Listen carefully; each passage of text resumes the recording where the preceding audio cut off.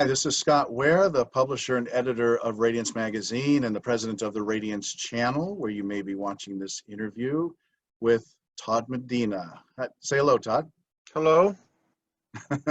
Thanks for being here. For those of you who don't know, Todd is I'm going to call him a legend, certainly on Facebook and YouTube. He's conducted, I don't know, 3,000 or 4,000 interviews. He's a writer, he's a speaker, artist, spiritual activist, blogger. He's been on a spiritual path since a young age, which exploded through a series of traumatic life experiences a few years ago. As a result, he formed Soulogy, an all-inclusive spiritual organization, and later Soulogy One Studios, a creative, intuitive, spiritual, socially conscious center of expression for artists and the higher vibrations and frequencies of the universe, which is why he has on his show people with very high vibrations who know a thing or two, who are talking to different frequencies and energies. Thank you again for being here, Todd. Absolutely, it's my pleasure. My pleasure. You know, you're out there 2 or 3 times a day on Facebook, on YouTube, interviewing these people. You're bringing a lot of these people to light, especially speaking now. We'll just say we're you know, the coronavirus is a thing, and there's a lot of fear out there, and you have an easygoing manner, and I've also seen you bring the passion too, and everything in between. And I guess it has to do with, you know, people just losing their stuff, right? I mean, what's your take on all this? Well, let me say first, I just want to make sure we get the right information out. Okay. So we'll have 1,800 interviews by the end of this month. And we've done somewhere between 3,500 and 4,000 video productions. So that's what it is. Okay. Yeah. So what's my take on this? This is good. So, you know, well, I mean, it's kind of a fine line, because on one hand, you know, being in the spiritual community, you understand at some point in your awakening process that if you feed the monster gets bigger, right? So that's right. you don't, you know, a lot of people woke up through disclosure or through conspiracy. You know, 9/11, JFK, and GMOs and all that stuff. And then at some point, you got to stop griping about it, because you're just feeding the monster. But on the other side of it, you can't totally ignore anything. It's no different than our personal transformations reflected in the external. So you can't deny something, because, you know, everything's made of the same substance. We may not totally get it all, but we know that everything's energy. So my take on it is that, you know, you acknowledge it. I think one of the issues with the coronavirus really has a false flag frequency to me. But one of the issues with it is, like everything else, if something's getting press, it's never been true before. Why would it be true now? I read the news, you know, CNN, Drudge Report, some alt news sites, to see what's being said to get to what's not being said. You know what I mean? So it's really kind of hard. It's really, there's a lot of information out there. I'm sure some of it is psyops and you know, false propaganda, and so it's really I think a good thing, in the sense that it's you know, it's replicating what we're doing or what we're experiencing, which is all the shadow coming to the surface to be released. Right. But I think overall, I think my take on it is you face it, you accept it as being part of the universal energy. You don't have to understand it all, and you kind of make you know, make your peace, have your say, whatever it might be, and then you move on from it. I agree. Yeah, I like that. And I mean, there's so many levels you can have this conversation on, and of course, your show is spiritual in nature. So it's gonna be higher vibe. It's gonna be a higher road. Not everyone is ready to hear that. Yeah, wants to hear that. But and I listened to some of your interviews recently, and you're talking about just I mean, there's a difference between believing and knowing. We surpassed being believers to being knowers, but then how much can you know? And if you know so much, how much can you actually be present in the moment? And even some of the top spiritual people you've talked to have said, it's okay not to know everything. Yeah. And you just said the same thing. Yeah, that's true. I think that it's tricky too. I saw when I woke up, going on 9 years ago, or reawoke or whatever. I walked the streets for a couple of years by my own choice, homeless, and Sure. I just communicated every day. I was in a constant communion. One of the things that came to me was that, well, first of all, there is three real basic premise. There is a God, or a one, or a source. There's a perfect order to the universe, and we're all one unique and equal soul. Now I can't remember what you asked me. Well, as far as how much do we really know versus how much can we be comfortable with being with the discomfort of not knowing? Yeah, I apologize. Okay, so one of the things that came to me first and foremost was the word faith, right? So I looked it up because it kept like jumping out at me. And I looked it up, and they had the standard definitions that are nouns, and then there was a transitive verb definition that was to trust, semicolon, and believe, period. Now, belief, we know that beliefs have been a big part of our programming, and that create constrictions and, limit our horizons. But there's also like the placebo effect thing, when you believe something, you can do it, That's or right. you know what I mean? So there's that part of it. So there is. When you believe, you can heal yourself. Yeah, exactly. Exactly. So, and we see that a lot with people, on the show. But so I don't know. It's kind of a new definition, I guess, or there's another definition or a higher awareness definition. So I think it's important because we're programmers. We can say whatever we want, we can do whatever we want, we can think whatever we want, but what do we really believe at our core? And I think that's got to be a key ingredient to unleashing our higher capabilities, skills, and abilities, and higher sensory things, as we move into what we call the 5D or the 5D plus or whatever. Yep. Isn't one way of saying it maybe is that it's important to have the belief that you don't have to believe in anything. Yeah. Yes. I absolutely. These things get so complicated because there's so much information and there's so much out there. So yes, going back to the basics, absolutely. Along the lines of, I don't know anything, I mean, and to really not know anything, say, you know what, there's so much out there, I don't know.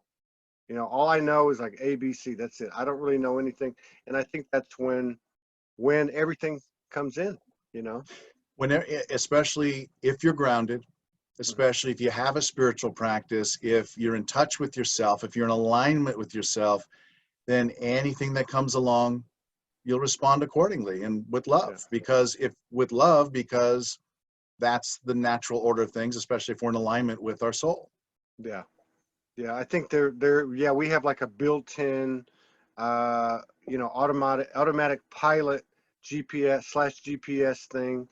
And and I think that's a big part of where we've all gotten to, or at least we're on the precipice of, the cusp of starting to operate this biocomputer with feeling versus the cognitive machinations that we were enslaved by, But yeah, I think that's a great way to put it. And I think that actually is the part of the equation that was suppressed. A lot of people talk about the divine feminine being suppressed, which I see as most people do, as in all of us.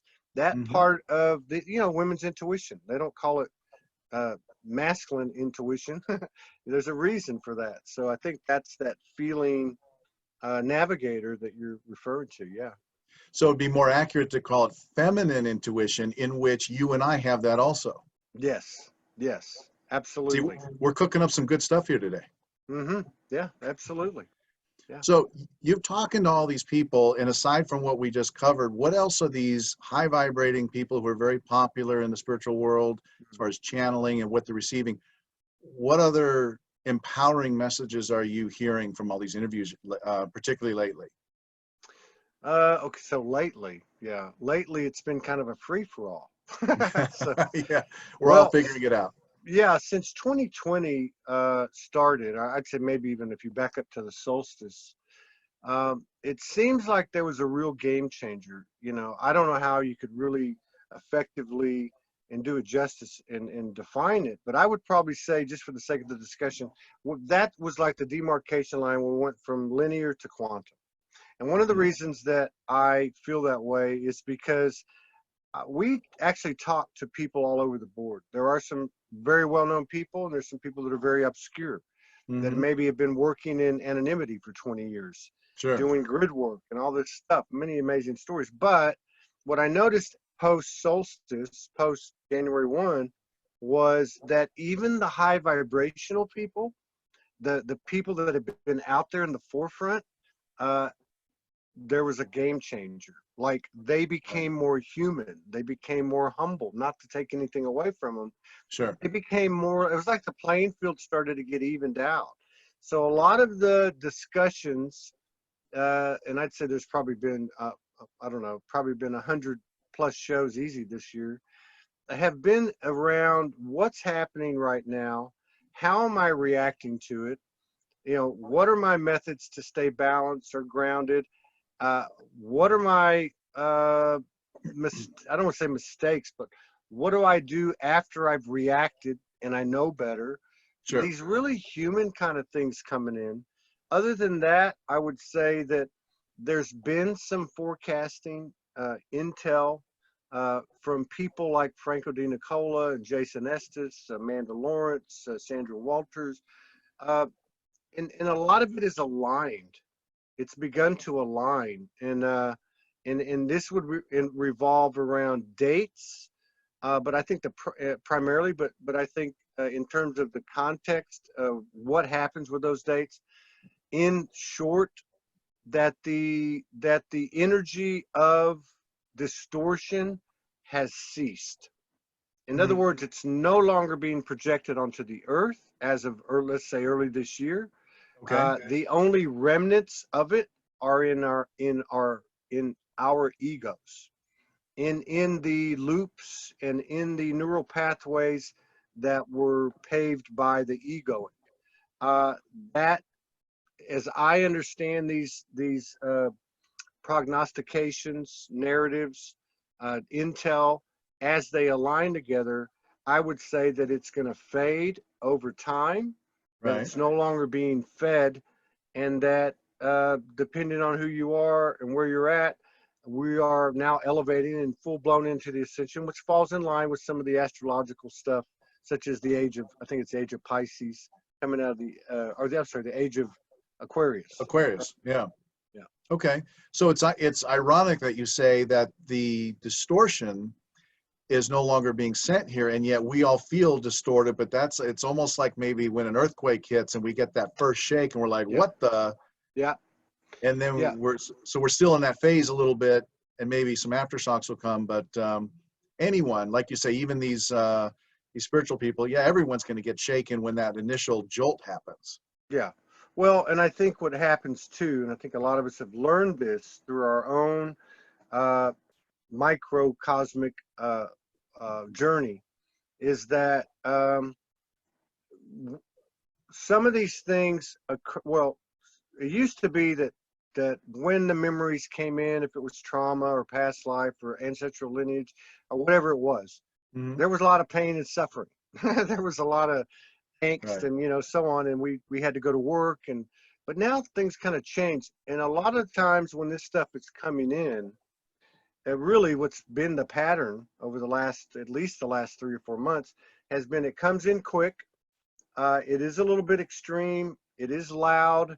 It doesn't last long, and there's a huge elevation afterwards. So I guess what I'm saying is, I think the difference might be, at least from my experience and what I've gathered from talking to these people, my own experience has been that it's kind of shown itself as it walks out the door, you know? Right.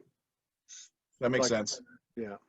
Well, and in your experience and from your experience with all these people, what is the value emotionally and spiritually of being uncomfortable? I'm sorry, with being comfortable with discomfort? Well, yeah, that's a good one.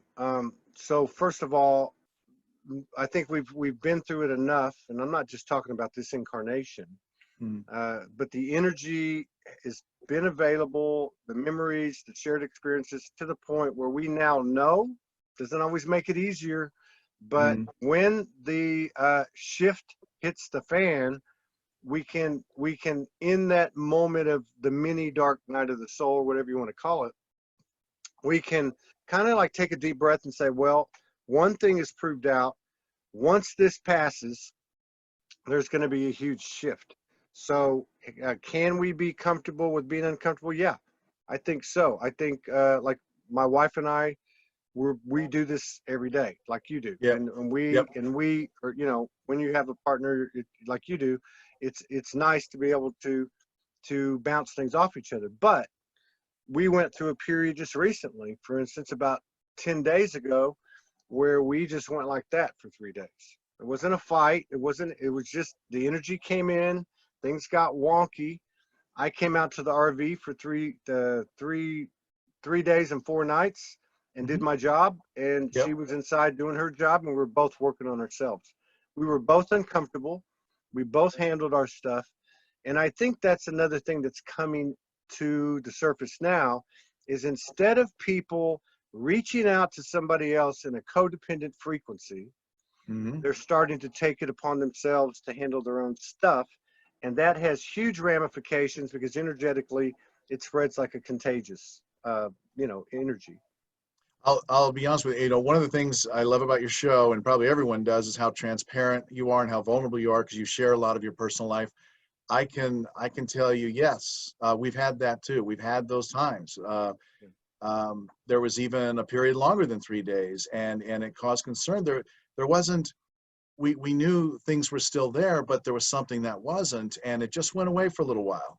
Yeah. And it was interesting. It was very interesting to navigate through, and I looked for the messages in that for myself, and so did she. And but it is great that you do share those things. Were you always that vulnerable and transparent, or was it just the joy of having this sacred, the joy of the sacred union just sort of spills over with you? You're so happy with your relationship, and that shows. Was it since uh, then? yeah. Well,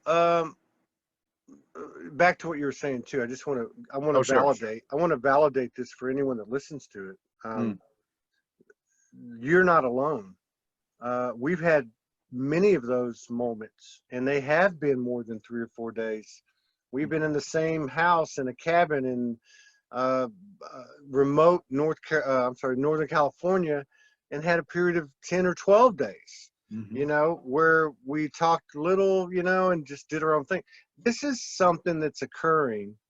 And as we understand it from the intel we get, was as recently as 2 nights ago, Mm, that they are very necessary, that these couples, and quite possibly individuals, but this was on the topic of couples like yourself, that they showed us, the you, me, we, and it showed us the importance of going through these periods. That, in other words, that it had to kind of constrict in order to expand, which we know that equation is very, very visible in this transition we call ascension. Now, the second part, or I'm sorry, the question you had, I've always been really open, to the point where, I've had to like reel it in, mm, because you could say I talk too much, or I would say it better. I give too much information. But I realized early on, when I was tapped on the shoulder. So this is like 2011, 2012, when I started Soulology, that I didn't really know what to do. I had quite a bit of public speaking experience, but this wasn't like that. You're flipping on a phone and you start talking to the camera, right. and I would just kind of, I guess in a way, channel, like people talk about channeling or whatever you want to call it. and I would just let it flow. I learned right away not to edit and not to do it again, that the first take is the best take. You can never get it back. And so there's something about that frequency. As the Soulology group grew on Facebook and it started to expand into other pages and such, I started to notice that the common denominator was people bearing their soul. This is what happened to me when I was a kid. I was visited by ET family, and this shocked me. Or all these different things, or the energy came down, and it's like ripping me apart. You know, it was not the content of what they were saying. It was the opening up or the breaking open of their heart, and I still see it today. So I don't know if it's a conscious thing. I don't think it is. I just somehow or another aligned with it early on, And you go with it. yeah, and I found that in terms of what we're doing, what you're doing, what we're doing here, I don't see anything more effective. And I try to bring that out in the talk show, SoulSpeaks 5D. And I always say, in fact, when we first started, it said SoulSpeaks 5D, it's a conversation with so-and-so. Right. And I always, it's a conversation. I never meet with people up front, you know, never frame up the conversation, whether they think they have an idea what they want to talk about or not. I just try to keep it spontaneous, because there's a real power in that.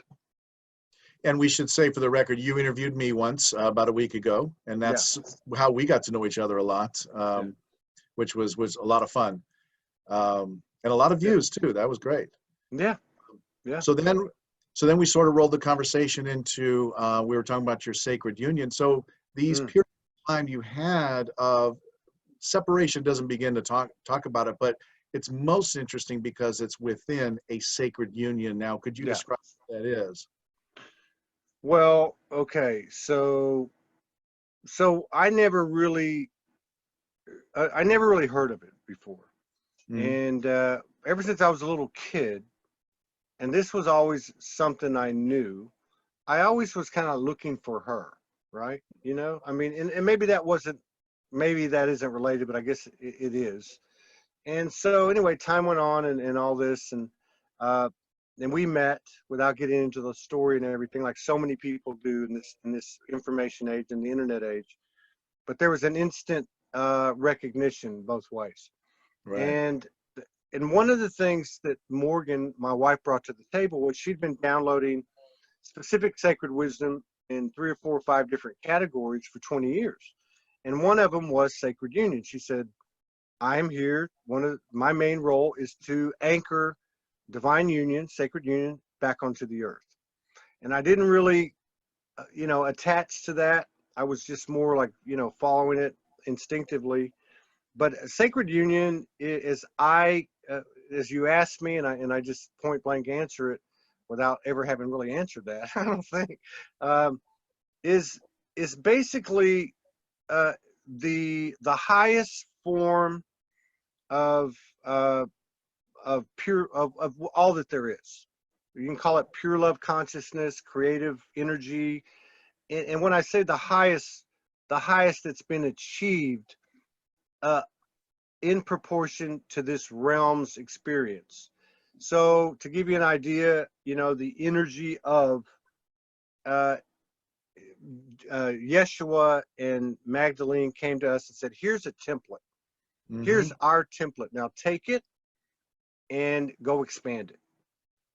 And this has been given to many, many couples. And of course, that's metaphoric. We'll just keep it there. But what I'm trying to say is that in order for the earth to rebalance and to elevate and ascend, it's all hands on deck. And one of the base components is sacred union. And the reason is because sacred union is a frequency that is really the highest attainable frequency in this moment, which could change, but it's kind of like a out in the front bulldozing through energetic doors so other energies can follow it. That's how I would explain it. That might not be a very good definition. My wife's probably going to kill me. I doubt that, but I know what you mean. I mean, and I'm telling you, for people who follow you and they follow SoulSpeaks, 5D, and they follow Todd Medina and they follow Morgan Lee. The things both of you write are so beautiful and so deep. Obviously, you're channeling. I always say my best work I channel. Is that something Yeah. along the lines? Yeah. Yeah, I And think we all do. I think, and that's that spontaneous, intuitive, creative flow, right? yes. I mean, I've noticed it in, of course, poetry. When I started Soulspeaks, it was all poetry and prose, but it's the same energy, you know, as I had a lady on yesterday that does mandalas. I mean, Morgan does mandalas. It's all channeled. I'm like, okay, why did you use those colors? I don't know. Did you know what you're going to do? No. You just get into that mode, and then you wake up 3 hours later, and you've got, you know, a set of mandalas. Or I've done it on, I do what I call SoulSpeak music, right? Videos. And so, you know, I'd write some conscious rap, conscious poetry, put on some music, flip the button, and do it. And 95% of them are one take. They're not perfect by typical production standards, but it is a channeled frequency. Did I write the words? Most of the time. Was I reading the words? Most of the time. I might have thrown some other ones in, but the music, the images, the text, you know, the lyrics, all just kind of found this place. It has to be a multi-dimensional transmission, channeling, whatever you want to call it, and it applies to all of our lives in really everything we do, potentially. And anyone can do this with anything. Absolutely. Yeah. A lot of times people, maybe they say, well, I don't write, I don't rap, but maybe they cook. And in the way they cook that meal with love, it's being channeled. Absolutely. It is. Absolutely. Yeah. So go ahead. No, go ahead.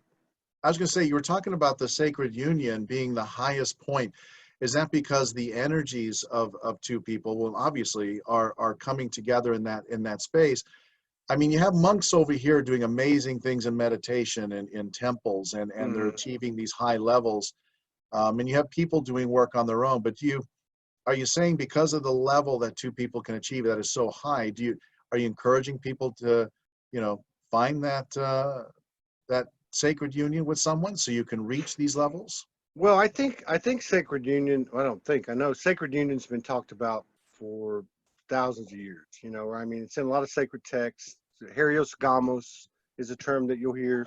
And obviously this is the divine marriage within someone, within what we look as one individual.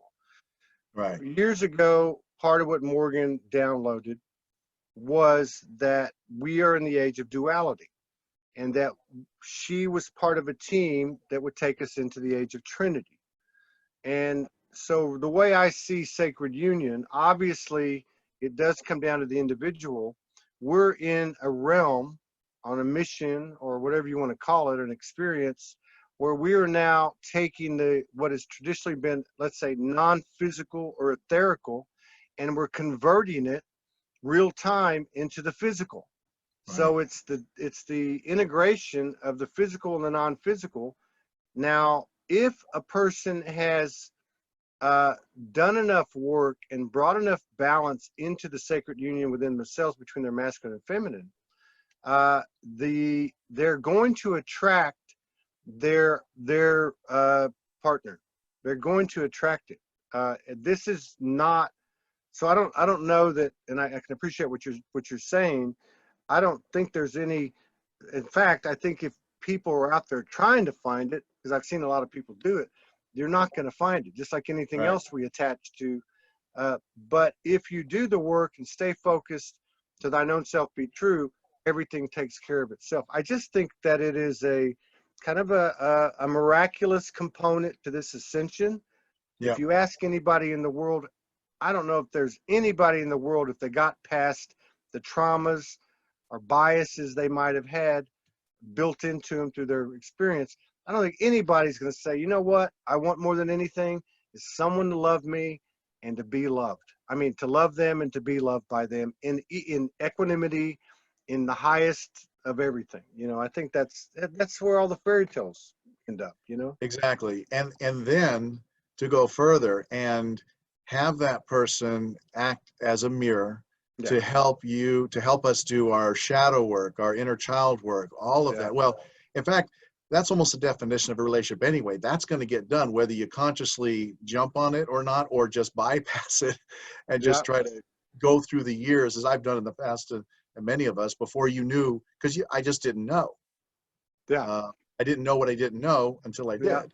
Yeah. Well, and see, that's a really good point, because people, and you would know this, I mean, people think that, and of course the labels even distorted words, but, twin flame, sacred union, divine union, whatever, a partnership in the ascension, whatever you want to call it. Yeah, They it's a good think one. it's all fluffy love and light, and they think it's all fairy tale-ish. And it does have these incredible multi-dimensional, interdimensional, dimensional, divine episodic type of frequencies, but it also takes a lot of work. And the mirror, yes, I look at her, I see the best things in me. I look at her, I discover some great things in me, but I also look at her and I see other things. And this is how that mirror works. That's really the gift of it. I think if I broke it down, the biggest gift is to be able to see one way or the other, Mm. the shadow in yourself. And that's what it's been for me. That's what Yeah. she did for me, or at least opened the door for me, was to the possibility and reality of my shadow. And then because of her role, her skills and abilities, the ability to take on those shadows and integrate and 0 point them out. I agree. I mean, you talk about there's the hard work and then there's the magic. Yeah. And there really is magic there, and it comes through the hard work, because when you pass through those challenges, those distortions, it's such a relief and a release, and you're in this new place. You might have even jumped a timeline. You might have even, you're just in a great place, but it does take work. It takes awareness and of course trust. You got to have trust, because to get through these places where frequently there's a lot of shame, you got to know that what you're sharing is going to be received with love, and the whole concept of holding space is needed, and these are all concepts. That's what we're trying to put out with Radiance. I know that's what you're putting out with Soulogy. Yeah, but these things are happening. I can tell by what you're saying. I don't even have to ask. I know I could talk about things along the lines of what you just described, and you would have specific instances of this. But it's very much a merging of the physical and the non-physical. So you're talking about stargates and etheric thresholds, and you're talking about all higher timelines. And you're right. You don't just find him, hold hands and start walking up the holy stairs of heaven. It doesn't work that way. Right. It takes the brutal honesty of the soul, and to the nth degree, because it's and here we go. Why do we keep pushing through? And this is one of the bonuses of this type of template, is that yes, we do this all mano a mano with the universe, but in this convergence of the physical and the non-physical, the duality of the Trinity. Yep. You do it because you love a person in a higher way than love was embedded into the earth. There's no codependency, just like, and at the same time, you're doing it for yourself, because your love for yourself is directly proportionate to the love for the other person. It's incredible, because these relationships create a third energy, and that is the Trinity. That's the third energy, and that energy itself becomes a consciousness in and of itself that is working in tandem with these other two incarnations, and that's the new math. I mean, I don't know how it works, but but it does work. 1 + 1 = 3 to infinity. Yes. 1 + 1 = 3, and then it starts on the Tesla thing, right? 3, 6, Right. 9. Yeah. That's a good analogy. Yeah. Well, it's funny you mentioned codependency, and I'll say I had some codependency early on in the relationship, and it was a thing, and I think it's a thing a lot of people work through, especially, yeah, you're in a relationship, and especially a new relationship, and you haven't settled all those issues within yourself in the past relationships, and they come to bear, and just working through those was so valuable and so difficult because you had to look at parts of yourself where like there was shame and guilt. Yeah. Yeah. So that the relationship as a tool was so valuable for that, for my personal growth. So which I'll always be very grateful. Yeah. I think that the pattern has typically been, well, the feminine, and for the most part that follows the physical incarnation's gender. Mhm. But for the most part, from what I've observed, and it's got to be like, if it's not 100%, it's the 98th percentile. The feminine, again, had the intuition, had the connection, let's say galactic or cosmic. Ours, the masculine, more organic. That was a different trip. This is a patriarchal realm, or was a patriarchal realm, which affected both genders. But what I'm trying to say is, I think what happened was, for the most part, from my observation, is she went out there, she was ahead of the game. She went into this new relationship, and for most of us, it was after many failed ones. And she said, I may not know what to do, but I know what not to do. And she held the line, and she was able to hold space until he could get to a point of more balance. And Morgan often says, because this is one of her fortes, that only one has to be at that level of balance, and then the other one can come, which is a great thing, because I'm like you, I was in the same boat you were. I went through really a year and a half of just trying to get to a point where I could not be in projection, or overreaction, or conscious enough to where I started to really see myself. Well, and I'll say insecurities, and that's with codependency, and just, it came from maybe our relationship with our mother, or, just growing up and just not understanding, standing in our own power, loving ourselves, loving myself. What does that mean? How does that work? Traversing that, and which is everyone should be, for their highest and best good. And yeah, getting in a relationship where, and then having the confirmations keep coming that this relationship is right, and then wanting to expand, having two people who want to expand, who want to know themselves as deeply as possible, and then when something comes into that space that's out of alignment, being able to talk about it, and also, that's what I think relationships are so good for, that you get to clean up things that you wouldn't normally see or clean up, that you can avoid. And it's funny, and then you clean that one up, and then the ones that come up they were stealthier, and that's why they've been there so long, because they were so close to what your alignment is, but they were just shy of alignment, and being able to see those and bring those to the light, also very gratifying. So it's quite a journey. Absolutely. And the great thing about being in let's call it a conscious relationship, where you just described it to perfection, is that it's like with Morgan and I, and I'm sure you can relate to it. Well, she has a saying: sometimes it's your fault, sometimes it's my fault, sometimes it's nobody's fault. It's just the energy, And so it takes that element out. Sure. And what I'm saying is, there's no blame. Fault wasn't the right word, but I mean, there's no blame.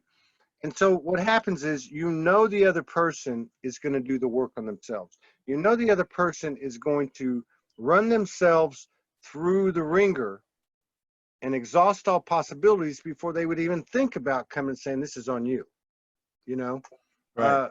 So that that really brings to me, that really brings to the table an expansion of that trust you were talking about. Because if you're like me, you know, and many men and women, I'm sure, trust is the issue, you know. Yeah. I mean, that's it. You know, it's about trust. Our whole thing is about trust. Our whole journey is about trust. And this is a microcosm of our journey. But yeah, it's a wonderful thing. It's a beautiful thing. But it's work, you know. Yes, it is. I had a question here I wanted to ask you. It has to do not just with this, but with everything that's been happening. There's been a lot to be maybe almost frustrated about with the changes in the energy and what's happening. But there's also we know there's a lot of opportunity. I mean, this is I'll say his name. I mean, I thought Trump was going to throw us a little further, but people kind of got used to him. Even the people who voted for him and liked him and they were shaken by him. They got used to him, and of course, even the adversaries. It's that thing about turning up the pan hotter, and the frog doesn't realize his brains are boiling because it's being turned up slowly. We sort of got used to certain things, but this coronavirus, I mean, it's really thrown a wrench in things. I mean, the entire country of Italy is shut down, and so to speak, and this is going to be interesting. And well, nobody's ready for it, but are you feeling more confident now that you've had all these conversations with these people? I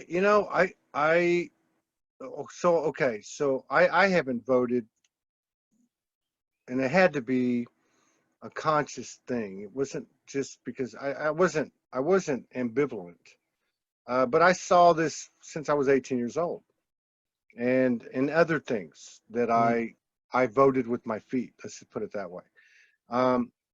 So I look at, we'll start with the Trump situation. I look at that and I look at that energy that we call Donald Trump as being, we made him.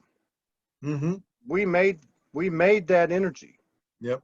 We called that, we invoked that part of our universe collectively. And that's true majority, right? And so it's the perfect thing for us. I'm not pro-Trump or anti-Trump. I have a hard time staying in 0 point when it comes to politics, religion, all that other stuff, you know. But so as far as we collectively haven't invoked that part of us to come in, I think energetically, it's exactly what we needed. You know, we just needed something to come in, and it's not about right or wrong or left or right. It's just, you know, because the reality is, and now we start to get complicated, it never has been the presidents. You know, it never has been what we thought it was. We've got plenty of evidence, and we can go down that list, and we can talk about malevolent and benevolent ETs, and whatever. Right. But that begins to take us away from the sovereignty and the reality that we are the power. Now, in terms of the coronavirus, I think it's the same type of thing. Just as what we see with Trump and what goes on in the headlines, that's not the story. That's the smoke screen. And I think the coronavirus, in regard to that, is the same thing. If you look at the statistics, and you've got to question them, because there's so much propaganda out there. But if you look at what's happened, I saw something Bruce Lipton wrote today, something else Dr. Joe Dispenza put out, and I looked at a few other things that were supposedly from WHO, you know, the World Health Organization. 130,000 cases, 1,300 deaths. Most of those were senior citizens beyond 65 years old. You know, I don't know. I don't know how much of this is you got Australia, where there's not that much going on, and there's no toilet paper in the entire country. You know, I mean, so I try to look at everything as energy. I think that, you know, my thing is this: whatever it is bring it on. Exactly. Let's see what we're made of. Well, that's the thing. Everything comes to the surface. Yeah.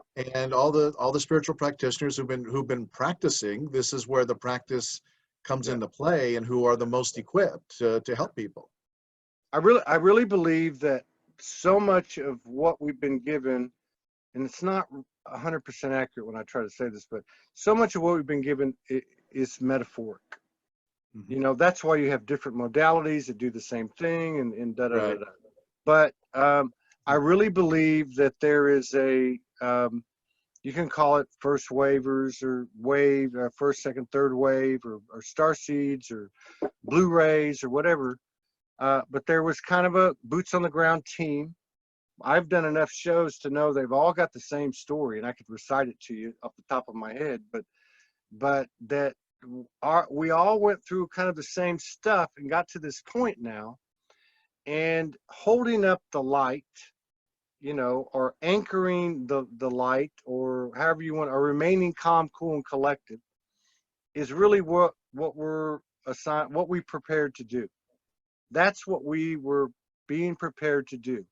And so regardless of what goes on out there, we know that being focused on ourselves, being responsible co-creators, that's not a cliche, is the greatest contribution we can make to the collective, is to be in the best alignment we can be, no matter the circumstances. I think we have a better grasp, and I don't really like to compare anybody to anything, but I think there is definitely some type of first team, or whatever you want to call it down here. Mm-hmm.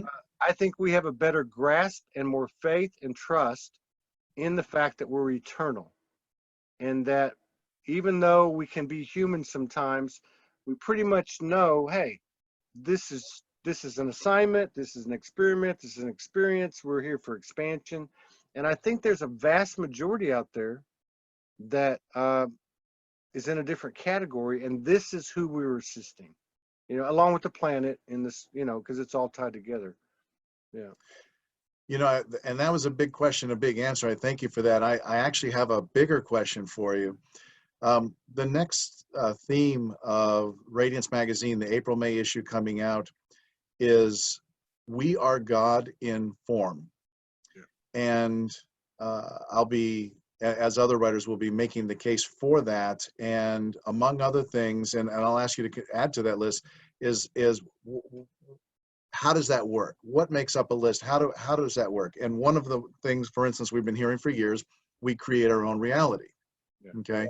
Well, take that to the next step, where people say they feel comfortable saying, well, we're all children of God. Well, we're all aspects of God. Well, if you believe in oneness, you are God. Yeah. And what else would you say to that? What do you have to believe or know to know that you're God? Well, okay. First of all, the show me a progeny of a species that is not the same as the species that created it in the universe. We're made in the image. You know, again, we're in a physical matter realm that is pretty convincing, right? Yep. But the bottom line is everything is made of the same substance. I don't need, you know, someone to prove that to me. It's just common sense. That's why when people say to me, AI is the big bad wolf, or back, you know, when it was more of an issue, the moon is a AI instrument, which may or may, but the point is, whatever is there is the same as I am. And that means that I can communicate with it. That means I can integrate with it. That means I can transform with it. You know, I think that's a challenging month for your magazine. I think you'll do great with it. I think there'll be quite a few different perspectives, and I think that's what it takes. And I think that's Sure. really, I think, Well, I guess the one thing I would say is, how do you you explain that? How do you know that? The only way to do it, I believe, is to be it. You know. Exactly. So And I mean, for, yeah, and a lot of people understand that, well, okay, some people understand that, and I believe you do too, everything that happens for our highest and best good. yeah, Now that's a big one. And I remember hearing Bashar talk about that, and he says, man, if you can embody that, everything is empowering. yeah, And knowing that everything is for your highest and best good. Because if you trust that there's a universal intelligence out there, whatever your word for it is, and that love is all there is, that love is the energy, is God, is love, then I know it may not look like it. You break your arm or something, it doesn't look right away like that's for your highest and best good, but you don't know what's around the corner. yeah, And you've heard that old story about the farmer who has a crop. The neighbor says, "Hey, you had a great crop. Things are good." And he says, "Oh," and then he gets in the fire and the crop. The neighbor said, "Oh, you have bad luck." And he goes, "We'll see." And then his son, who was lost, comes home and is found, and he says, "It's you have some good luck." And he says, "We'll see." But then the son breaks the leg. hmm, Oh, bad luck. Now he can't help you with the new crops. You will see. And then the soldiers come through the next day looking for soldiers, and they don't take the son because he has the broken leg. yeah, So the story goes on and on. right. Um, but yeah, we're gonna put that case together. It's very interesting when you can get to that place of faith and knowing of that everything that happens is for your highest and best good. Also, it helps to know that you don't die. Exactly, exactly. Yeah, and I think that's one of the reasons. Okay, I identified, other people have. Some people talk about the 144, or Blu-rays, or first wave, or second wave, or third. These folks that I've talked to, and include myself and Mhm. Morgan. I mean, I what I went through in 2 years, 3 years, was nothing compared to what stories I've heard, including my wife. And I think what happens is that uh, they we didn't know the gift that, blessings are burdens and burdens are blessings. Back to the farmer story, but That's you right. know, but we didn't know. We may not have known the gift they were, but every one of them has now said that was the biggest gift I ever had. Uh, and I've heard. I mean, I don't know if she wouldn't mind. I mean, my wife was one of many women had the same story. I mean, they're 3 to 13 being raped by different men, and just all these, from a human perspective, catastrophic, horrific. But in that process, she learned to connect through disassociation. This is another story I've heard that's been semi common. So these things were the impetus, and yeah, they were hard on the human, but it was the elixir of the soul. So that, and what you said, the second part was about knowing that you're eternal. I think anyone that's gone through severe trauma and has heard that voice, you know, knows.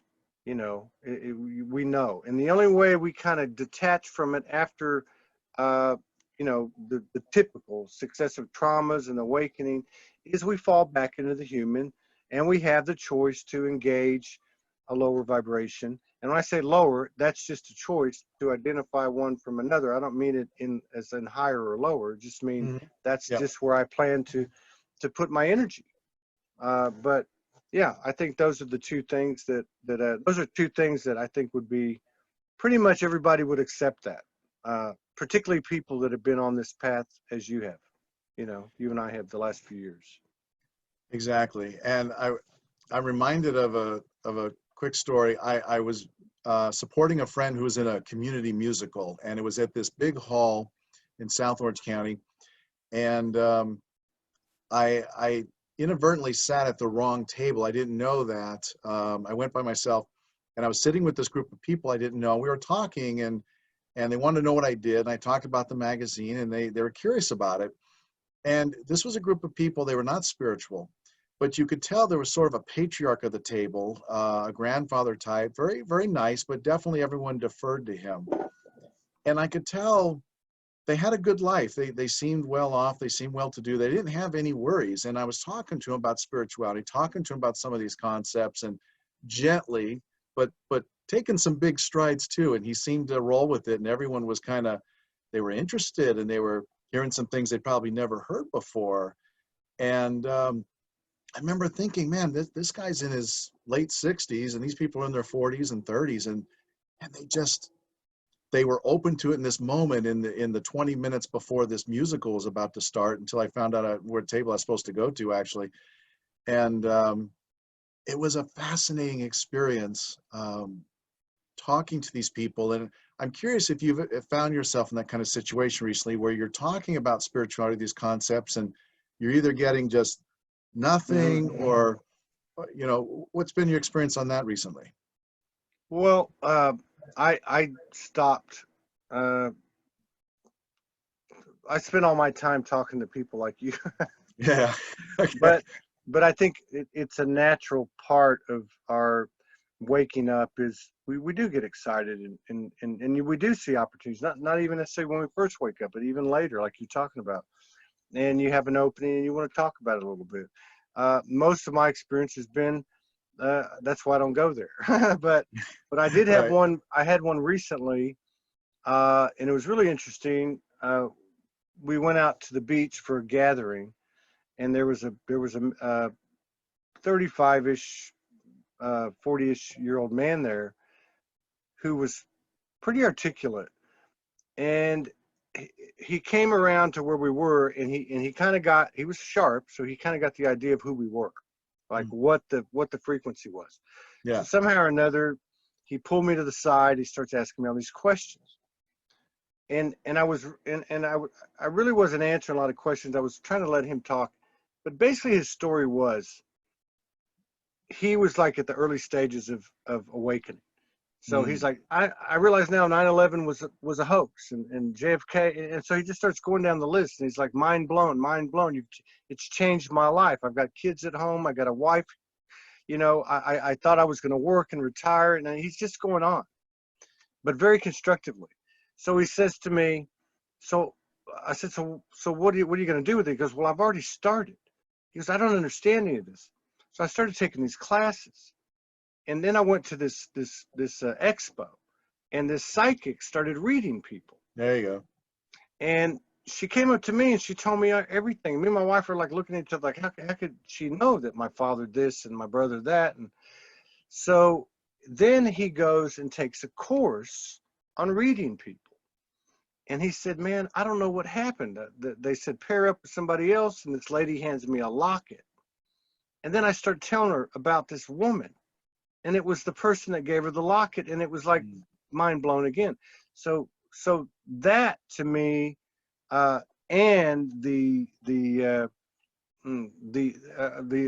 obviousness that more and more people are waking up very rapidly. I think we've underestimated. You hear a lot of people say, "Oh, they're not awake. Oh, they're not awake." But I think there's actually a lot more going on. But yeah, I that was encouraging. But I haven't spent really any time. It's been probably 4 or 5 years since the last time I tried to have a conversation with somebody who I didn't know, was totally. Now, if they solicit something, I might say something. Yeah, it's interesting. And some of us have had that urge to try to fix people or almost evangelize. And we don't want to do that. Because especially we know at certain level, it's our presence more than anything that would have the most effect.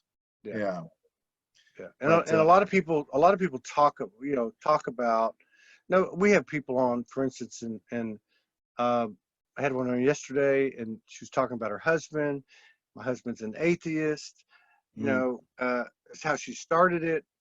But as she told the story about the relationship and about him, it was very obvious that this guy was in alignment. That this guy was operating. Yet he says, I don't believe in reincarnation, but his energy said it all.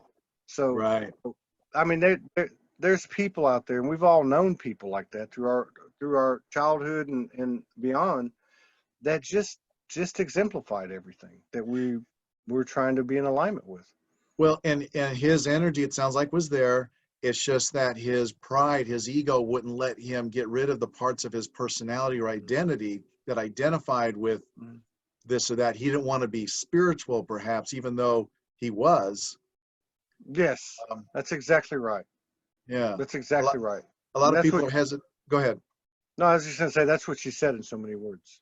Yeah. A lot of people I found are hesitant about trying psychedelics, for instance, or mushrooms, because they feel they're going to lose their. I felt that way too. They're going to lose their minds or their personality. They're not going to be the same person, and in fact, they're going to be more of their authentic self and get rid of some old conditioning. But that's another conversation, isn't it, Todd? That's a yeah, and that's one path, and that's, you know, I've obviously had some experience with that, but yeah, you know, and then there's other people, you know, if I look at someone like Morgan, that she doesn't need any of that.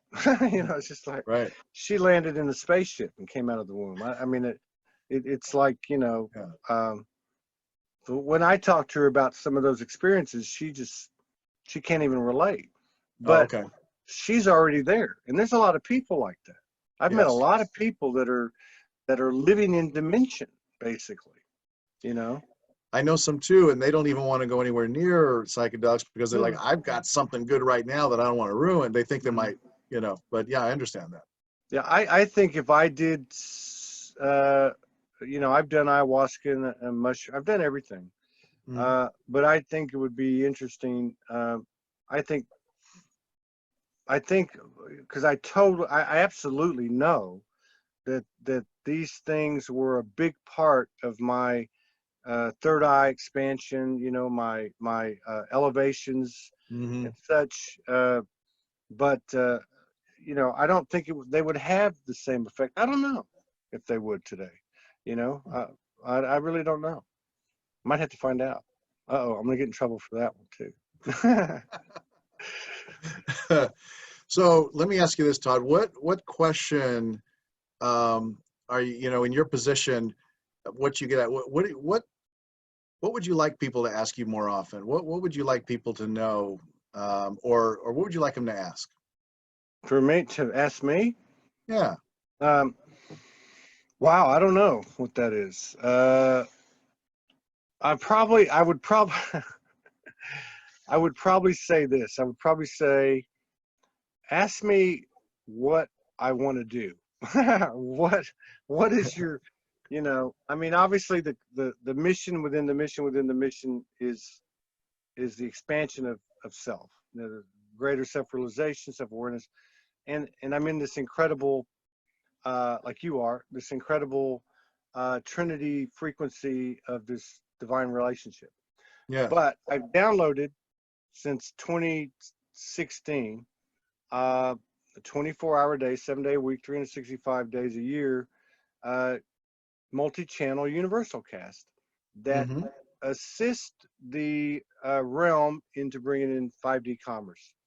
And that's, you know, something I've had to struggle with, because a lot of times we get downloads, and because we're linear, we think it's going to happen tomorrow. And if anyone that's paid any attention on social media and light worker circles, you see it all the time. Right. But I've learned, I've let it go, I've released it. Something in the back of my mind knows that it's already happened. So can I tell you what I see in the answer you've given so far is, so what do you want to be asked? And essentially it sounds like you're saying, Todd, what can I do to support you? What can I do to help you with this mission? I'm obviously asking this because I care. I follow you. I've listened to watched hours of your podcast. What can I do to support? Because I know you're up to more than this as well. Does that sound about right? Yeah, I think, yeah, you're right. You're absolutely right. I look at it, and I think we've all got to a point now where we understand we can't force anything with this universal energy expanding around us, truth becoming more, you know, having more traction. It's a flow.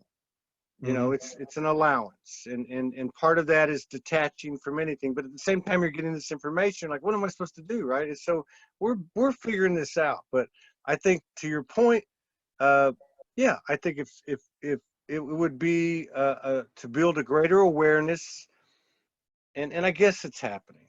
To be honest with you, I mean, this is happening, and other shows are happening, Yeah. and you know, and we're traveling, and we're getting more exposure, and you know, I guess I'm still trying to detach a little bit from it, but yeah, that would be it. I think, you know, and how do you do that? I'm watching a lot of people in the light worker circles trying to propel their great information through 3D business templates. Sure. And look, I was a national manager with a couple of companies that you'd know very well, and I was a fiscal manager and operations really genius, as well as with a sales acumen. You know, I had great success in that paradigm, but every time I tried to inject that expertise into Soulagen, it blew up.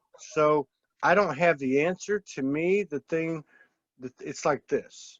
So further collaborations, you know, that are natural and organic, and the expansion and the awareness and the people and the resources will all come, you know. And I probably should retract what I said in terms of what would I want them to ask me, because what is the old saying that the answer is in the question.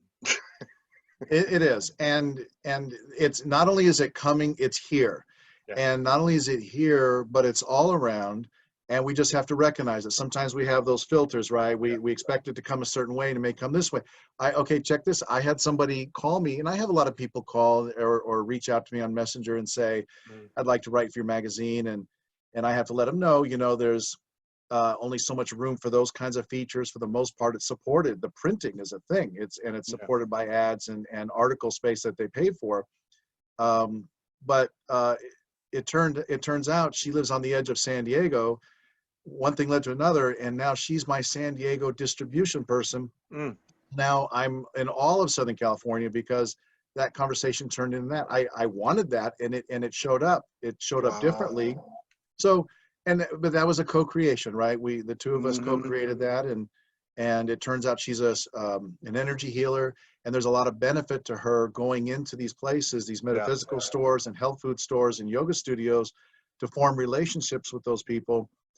Carrying 25 issues of Radiance, you're sort of an ambassador, and it's a different energy. And I remember when I went to Sedona for the first time with them, I felt like the mayor, the honorary mayor of the place. I was getting shown around. I was getting told this and that. You know, so I'm saying that for anyone else out there who's in an area where Radiance isn't, outside of Southern California, that we can work something out.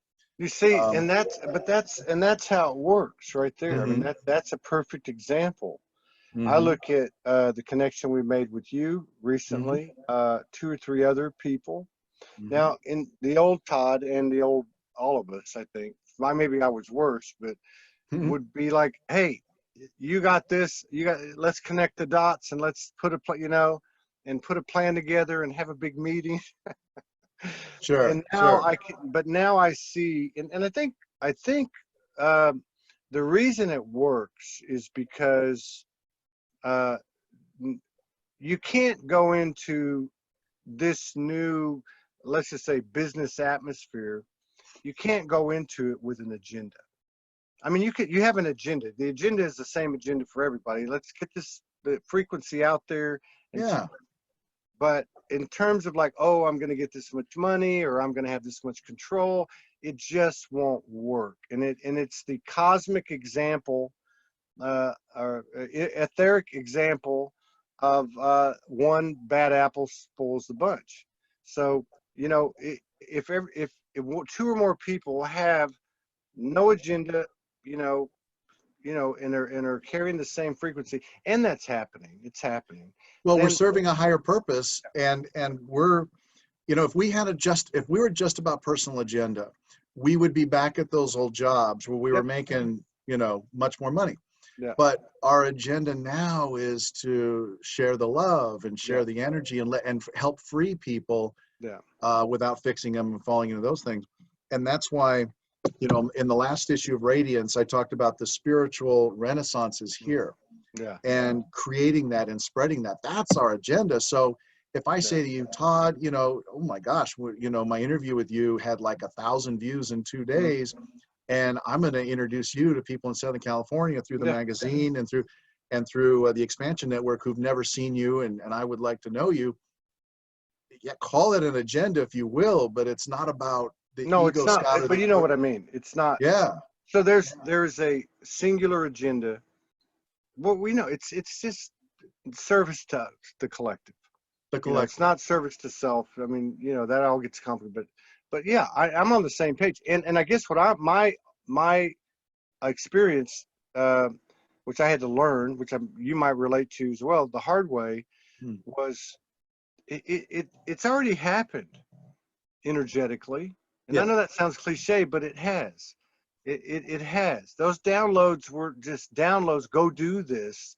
They were for everybody. They were, hey, we just created this, Yep. and it's going to happen. And I think this year is going to be the big, rollout for that, the big start for that. And something like what you're doing is fascinating. I told you that on the show, because look, man, I mean, this is a heck of a network, and I'm talking about network of people, like-minded people, and they're all over. And it could be Chicago or New York tomorrow, and there's a key person there, and I mean, it's gonna happen. Well, even in just the wellness industry, apparently, the wellness industry, not the sickness industry. We know what that's made up of. And yes, pharmaceuticals have a place, but oh my gosh, the commercials are everywhere. And that's because they're centrally funded and they have all that funding. But the wellness industry, made up of acupuncturists and naturopathic doctors and energy healers, actually dwarfs them when you put them all together, but they're all out there separate. They don't have unifying power. I love posting a lot of things or promoting a lot of them here so that they can know just in their own city how many more of them there are. Yeah. And I like to show that network of light workers and way showers out there. They're out there, but that's not going to be the televised part. The part that's televised is the pharmaceuticals and all the side effects and for now. But we're switching from that kind of television and watching that and that's the same energy of what I downloaded, what the Soulja Network will manifest into is everybody's under one roof, and we're not a part of the quote unquote system and that are the systems that are crumbling. So you have it's open source, 5D, whatever you want to call it, 6D, 7, whatever. It's open source, and that's what you're talking about. You're talking about bringing. You're talking about funneling all the information to one place, regionally, citywide, state, whatever, and making it available to people, and doing it in a totally opposite way from what we've come out of. Exactly, and that's gonna flow. It'll when we get in the flow and be in the flow. Those of us who are in the flow are making it happen. Spiritual renaissance, whatever you want to call it, is happening over here. For those over here who are ready, they're floating over, and we can't look at it in linear time, like you say, and enjoy the moment, love the moment, and that's the message. That's it. That magazine's a game changer, man. That's a perfect. It is, because think about it. Somebody walks into a place, they got to wait for the next appointment, and they sit down, they open something up, and this is how it works. Well, that's the thing, and I told you I deliver it myself, because 685 locations in Southern California is no joke. So I got to go out at night, like I told you, 5 nights every 2 months, and there'll be there'll be a strip mall, and there'll be okay, there's the yoga studio, and they'll get their 25, and then, oh, there's a hair salon, so I'll put 3 through their shoot. There's a nail salon, I'll put some. Oh, and there's a Pilates place up there. So, you know, it's also some doctors are allowing it in their doctor's offices. So, Wow. and 1 or 2 copies of Radiance in a doctor's office could get read 10 times a day in a 2-month cycle. You know, that's a lot of days. That's a lot more than the 25 that go to the yoga studio. So sometimes I'm like, oh my God, I'm so tired. Why am I doing it? It's like, because you never know. You never know. That's right. When one article here is going to touch somebody. And all of these are about the journey of the soul, tools for enlightenment. And so I'm happy to do it. Whatever the results are, like I share with you, doesn't matter. This is what we are to do. This is our gig. That's right. That's right. And the math is the same from what we talked about earlier about going into the dark night, you know, or going into the lull, you know, and then what happens when you're done? You come out on the other end. The math's the same. So I know what you're talking about.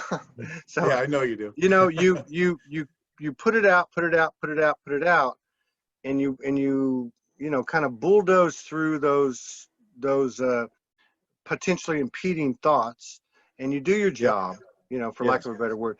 And then a lightning bolt comes in, right? And somebody comes in and says, man, I saw your magazine. I live in South Florida. I'm the president of the whatever, Miami-Dade Doctors Association of homeopaths or whatever. And next thing you know, you've just doubled your distribution or something. This is how or revenue. Yeah, they buy a bunch of ads. They get a year's worth of ads, and that's amazing. Exactly. And you'll get those things once in a while, and so we'll just keep plugging, being in our flow, and what happens happens. Right on. Todd, this was awesome. Thank you so much. Absolutely, man. I really appreciate it. I look forward to connecting with you. Absolutely. When you come out west, and we'll do this. We'll do this more. There'll be some good projects for us. Yeah, and who knows? We may end up in Sedona in April, but I really think we're probably looking at June, July, August. Yeah, we'll be back over there. We love California. Perfect. Good. Todd, thank you so much. Thank you for all you do. All right. Thank you, man. Take care. I'll see you care. later. All right. All right. Bye-bye.